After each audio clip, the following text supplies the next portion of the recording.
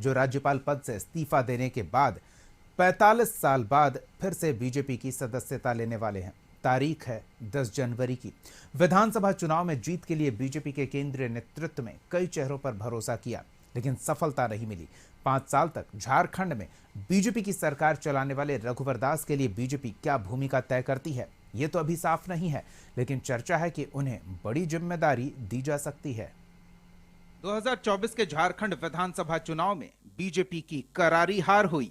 हेमंत सोरेन को हराने में पूरा दम लगाने वाली पार्टी का प्रदर्शन 2019 के चुनाव से भी खराब रहा और इसके बाद शुरू हुआ हार की वजहों पर मंथन। सवाल झारखंड में पार्टी की कमान संभालने वाले नेताओं पर उठे और इसके कुछ दिनों बाद ही रघुवर दास ने ओडिशा के राज्यपाल पद से इस्तीफा दे दिया। चर्चा शुरू हुई सक्रिय राजनीति में उनकी वापसी की। रघुवर दास 10 जनवरी को बीजेपी में शामिल हो सकते हैं। इस दौरान पार्टी के बड़े नेता मौजूद रहेंगे।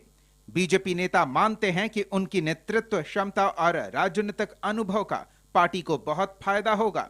भारतीय जनता पार्टी के एक कर्मठ और समर्पित कार्यकर्ता हैं और अपने जीवन में उन्होंने भारतीय जनता पार्टी जब से शामिल हुआ है भारतीय जनता पार्टी में, तब से लगातार बने हुए एक संवैधानिक पद का दायित्व निर्वहन के लिए उन्होंने पार्टी के प्राथमिक सदस्यता से त्यागपत्र दिया था। वापस त्यागपत्र सदस्यता लेकर के सक्रिय राजनीति में आएंगे।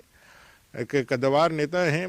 5 साल झारखंड में पहली बार किसी मुख्यमंत्री को लगातार काम करने का मौका मिला, उनको अनुभव भी है और विकास के कई एक आयाम, कई एक लंबी लकीरें उन्होंने खींची है, जिसके बुनियाद पर झारखंड को हम लोग आगे बढ़ता हुआ देख सकते हैं। तो कुल मिलाकर के उनके आने से भारतीय जनता पार्टी को बहुत मजबूती मिलेगी और कार्यकर्ताओं में एक आनंद और उमंग का जो संचार हुआ है उसको और बल मिलेगा। रघुवर दास 2014 से 2019 तक झारखंड के मुख्यमंत्री रहे और राज्य के इतिहास में एकमात्र नेता हैं जिन्होंने मुख्यमंत्री के तौर पर 5 साल का कार्यकाल पूरा किया है। वे 2 बार झारखंड बीजेपी के अध्यक्ष रह चुके हैं। अर्जुन मुंडा सरकार में शहरी विकास मंत्री रहे।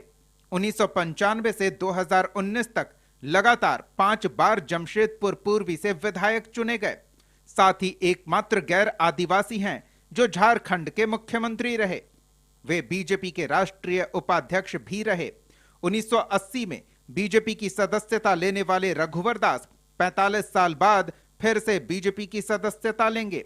हालांकि सत्ता पक्ष का कहना है कि कोई आए, झारखंड की सियासत में फर्क नहीं पड़ने वाला। ये 2029 अभी बहुत दिन है। अभी दिवा स्वप्न ये लोग देखते रहें, सपना देखने में कोई रोक नहीं है।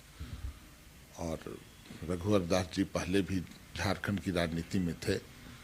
क्या हश्र हुआ था, क्या परिणाम आए थे, सभी को पता है। इसलिए 2029 मुझे लगता है जनता का आशीर्वाद जिस कदर हेमंत सोरेन जी को मिला है, ये 2029 नहीं, 2039 तक भी ये लोग कुछ नहीं कर पाएंगे। जनता का आशीर्वाद हम लोगों के साथ है। हम उनके वादों पर खरे उतरेंगे। हम झारखंडी और झारखंडियत को लेकर आगे बढ़ने का काम करेंगे। रघुवर दास की पहचान झारखंड में बीजेपी के सबसे बड़े ओबीसी लीडर की रही है। राजनीति में उनकी दूसरी पारी ऐसे वक्त में शुरू हो रही है जब बीजेपी में सशक्त नेतृत्व के विकल्पों पर मंथन चल रहा है। फरवरी में बीजेपी के प्रदेश अध्यक्ष का नाम तय होना है।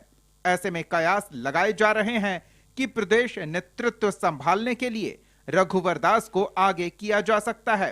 फिलहाल पार्टी रघुवर दास के लिए क्या भूमिका तय करती है, इसके लिए इंतजार करना होगा। ब्यूरो रिपोर्ट, कशिश न्यूज।